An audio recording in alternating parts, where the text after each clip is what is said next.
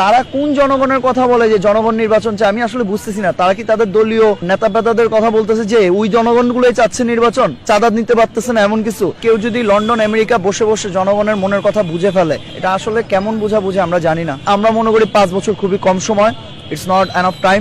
আমরা তো চাই সে 10 বছর থাকুক, আরো বেশি থাকুক। একদল নির্বাচনের তবজি টিপতেছে, তারা যেখানে কথা বলে তাদের সিনিয়র লিডাররা একটা কথা বলে, নির্বাচন দাও, নির্বাচন দাও, নির্বাচন নিয়ে খুশি না, নির্বাচন নিয়ে এই না সেই না। নির্বাচন না, আমরা বলতেছি আপনার জনগণের কথা ভাবতে হবে।